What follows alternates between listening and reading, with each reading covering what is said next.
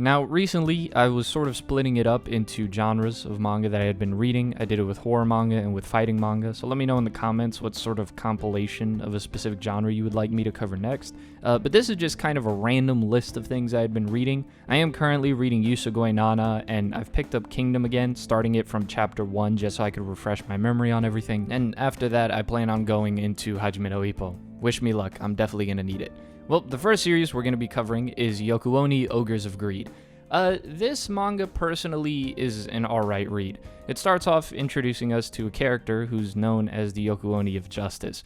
He doesn't really have any legitimate sense of morality outside of his own that he determines, and if he's given permission, then he'll cast out and kill the Yokuoni, or these evil spirits. There's not really a clear-cut protagonist at the beginning of the stories. You sort of follow three characters that each have their own thing. Again, the Yokuoni of Justice, his adopted sister, and the other character who has this crazy murdering intent just really because out of nowhere, but at least he's on the good guy side. Overall, I think the artwork is pretty solid. It gives me very similar feels to a series like Jigan, although I think Jigan was a lot better at captivating me with what the main character was going through. Well, this one, I really would recommend it for the artwork, the action, and a bit of the comedy. There isn't really anything there, again, that personally grasps me all too much, but I think it's a relatively cool series. Again, if you like this series, you might also like manga like Jigan. Next, we have The Game Devil. I hate manga like this, and let me explain why. I think it had an incredibly dope start. I love the premise as it starts off with an author being our main character, having his work stolen from him. He's trying hard to become a successful mangaka, but the issue is his original creation is being called a ripoff when in reality his friend took his original idea and made it into this super successful video game. Well, what ends up happening is his creations come into the real world, and now he has to stop them, beat the game devil, and get his wish for his reality. But despite how awesome that sounds at first, it immediately turns into the generic party RPG isekai type of story, and I immediately lost all interest personally. Nonetheless, I'll recommend it because you might like it. For me personally, if you like this series, I would just recommend going to read Shangri-La Frontier, which has a bit of that generic video game style feel to it, but that one actually managed to captivate me a little bit more. This manga, interestingly enough, actually comes from the 2000s era of shonen. I had never heard of this series before, and it's called Arago, or it could be Arago. Someone let me know, I don't know. It starts off with two kids that have their parents killed by a murderer known as the Patchman. One of the kids grows up to be a detective, while the other goes rogue wishing to track down the killer. They meet once again, only for the detective to have his arms removed and killed as our main character unlocks his power and quote-unquote ends the killer. This is all chapter 1, by the way. The story goes on as an action police mystery, and I feel a little bit torn on it because there's elements where I look at this and I go, this definitely feels ahead of its time.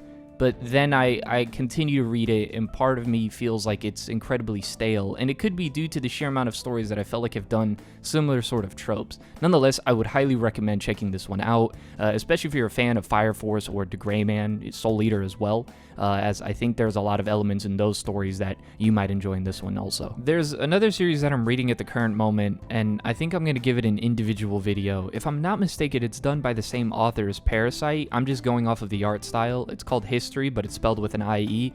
Keep that one in your radar. I can't fully get into it again because I just started reading it, but just throwing that one out there. Now, I tried looking up information on this series. It has around 20 chapters, and it's been going on since 2015, and I have no clue whether or not it's been continued, whether it's just stuck in the translation process, but The Ado of Hades, this series immediately caught me with its artwork. The second thing was the incredible twist with the main character. At first I thought it was just going to be a group of heroes hunting down the 12 Demon Kings, but surely that's not all it could have been, and well, I was proven right by my intrigue when the whole party ends up being killed except one man. Adu, our protagonist, is actually the most powerful of the 12 Demon Kings. He made a pact for some reason with an angel to receive a human form, but in order to achieve it fully, he has to kill the other Demon Kings. So with each one he kills, he loses more and more of his power, which explains his usage of humans to help him out. With the big mystery as to why he would want a human form, I could see a large amount of potential for where this story could possibly go, but unfortunately it seems to never get any updates since it started in 2015. I can't really think of anything else off the top of my head that you would enjoy if you enjoyed this, and even though the chapters that I did read didn't fully convince me, I saw there was something there. So if anybody has any information on what the hell is going on with this series, I would love to know. The next series I read was High School of the Dead, a zombie apocalypse with a bunch of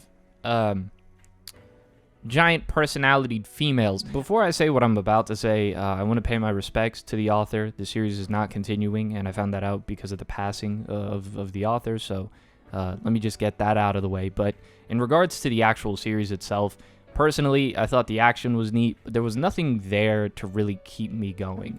I've read a lot of series that try to keep me intrigued through cheap action and fan service, and this one just wasn't gonna do it for me. I've heard a lot of things about the anime, so maybe I'll check it out, but for me personally, this wasn't one for me. However, if you do enjoy the series and you enjoy zombie manga in general, then I would highly recommend I Am Hero, For the Apocalypse are two that I would recommend just off the bat.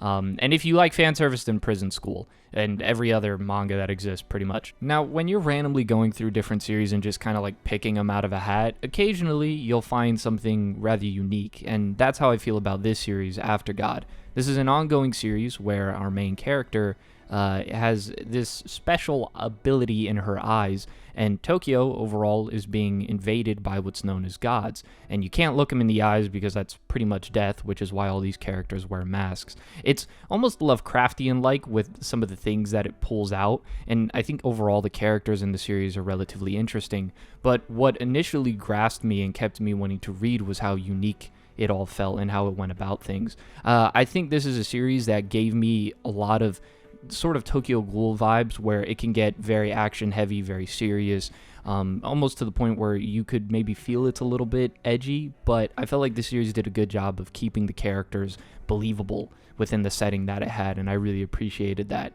Overall, again, the action I think is really, really good. The artwork is fantastic, and I'm really excited to see where this series goes. So if there's anything that I've listed to keep an eye on, at least, it would be this one. Now, another positive of randomly reading through a bunch of different series is, on top of occasionally finding something entertaining or unique, is you find something very special. And ladies and gentlemen, what I'd like to introduce to you, Double. This manga falls under the same category as Kasane for me.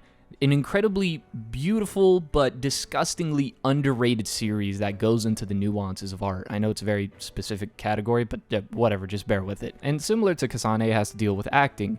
Yujin is the best friend and caretaker of Takara, a genius actor that is an absolute mess. Seriously, this guy has close to zero organization skills, but seeing the friendship between these two is great. It's a very complex one in the way that it's portrayed, as even though Yujin is incredibly supportive of Takara, it does a good job of portraying the normal human sentiments of envy which can occur, but nonetheless he remains incredibly supportive. The series' way of depicting the mind of an actor and the difficulties of adapting to a new environment, as Takara really needs Yujin in order to get into the characters he plays, despite being a genius with immense talent.